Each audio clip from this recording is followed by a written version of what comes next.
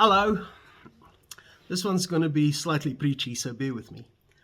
I want to talk about the relationship between the artist and the audience.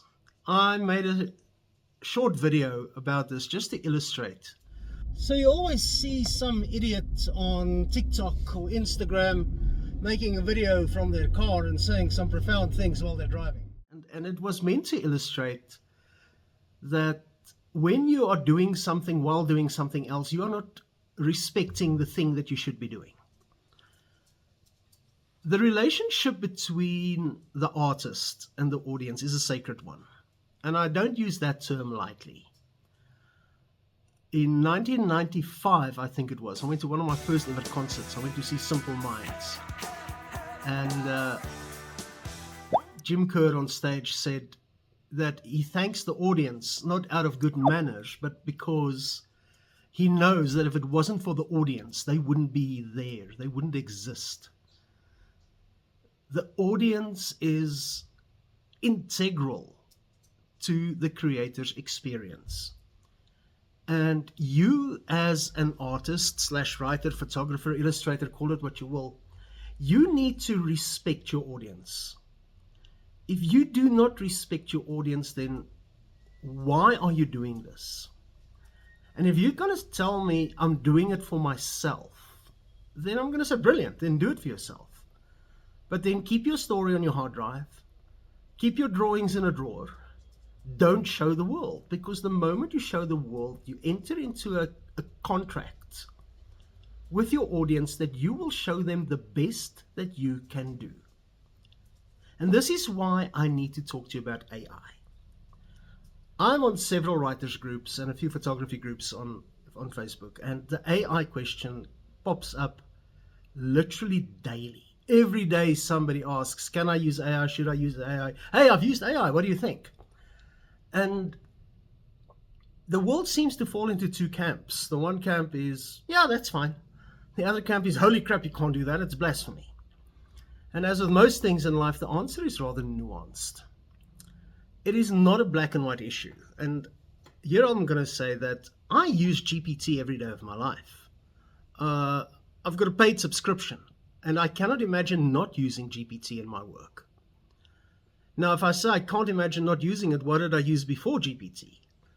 Well, if we go back to the early 90s when I wrote my first novel, where did I write my novel? The answer is in the reference section of the local library. Research took days. You go through encyclopedias and research volumes and tomes and non-fiction books by the dozen, finding information, disseminating it, distilling it to find out that one thing that's going to make a single paragraph in your book. Research was a time-consuming process. Then in 1996, a miracle happened called the internet, and suddenly research that took days to do now takes hours to do. And with more advanced search engines and research got easier and easier and easier. And then about a year ago, GPT came along, and suddenly research is minutes. It's a brilliant research assistant. I cannot fault it for that. Especially with the plugins that it has, it can give you pretty damn fine research. Now, I've got no problem with anybody using AI for research purposes. I've got no problem with anybody using AI for teaching or learning purposes. Just this weekend, I was sitting with a pal in GPT and getting it to teach us all it knows about Thomas Aquinas and Baruch Spinoza. Now, these are dense topics in philosophy that will take you hours in the library, but you say to GPT, tell me about Aquinas, and it spits it out. And you say, that's too complex, please simplify it. And it does. And then you say, oh, that's interesting, can you expand on that? And it does. It's brilliant. There's nothing wrong with using GPT as a research assistant. Nothing wrong using GPT to flesh out ideas, to do data analysis. It has its use. The problem comes in that people use GPT to generate final products. Now, if you're going to use GPT to write your book for you, then why are you a writer? If you're going to use GPT to design your cover for you, then why are you a cover designer?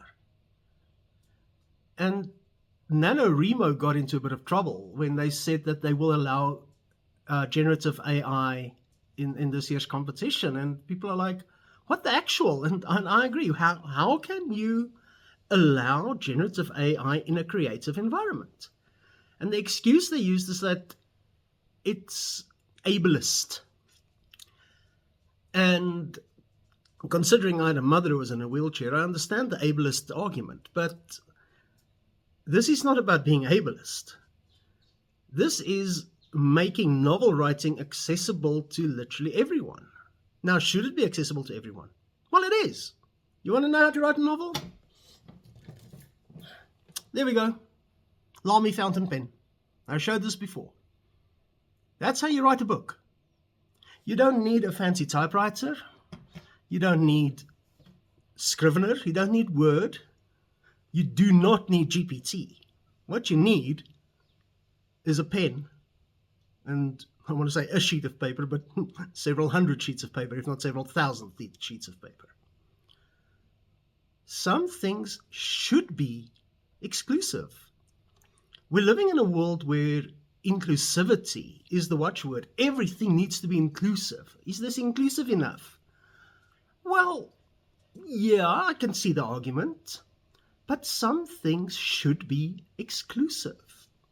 Some things should be reserved for the exceptional.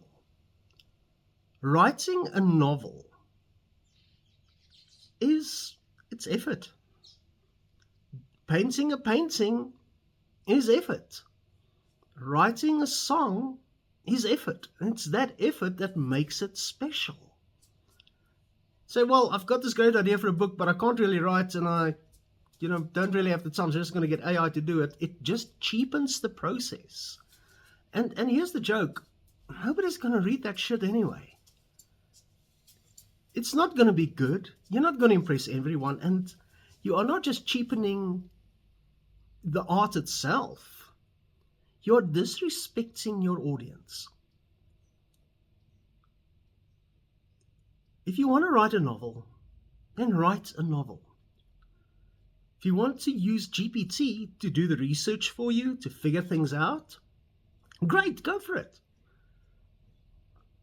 But you owe it to yourself, you owe it to the craft, and you owe it to your audience to hold that process sacred and to deliver something to the best of your capacity. We have enough content out there. The internet is awash with content. You know what we lack? We lack authenticity. We lack stories. We lack people who have sat down and poured their heart and soul into something that can... I'll tell you a quick story before I finish off. I was late high school or just out of high school. My buddy Jean and I went to a library. And they're sitting against a shelf. Their back to it was a biker chick. Now, this was way before, Harley Davidsons and stuff like that became mainstream. Seeing somebody with tattoos and leather biker garb was an anomaly back then. And there was this woman sitting on the floor with her back against a library shelf, reading something with tears streaming down her face. It was absolutely beautiful to see that there was this book in her hands that could have such an emotional impact on her that it could reduce her to tears. That's what we need. We need books like that. We don't need large language model generic bullshit crap. And if you haven't got the time or the skills or the talent to write a book, well, this is what I'm going to say, tough shit, and don't do it. But if you really have the drive, if you really want to do it, pick up a pen, sit on your ass, and write.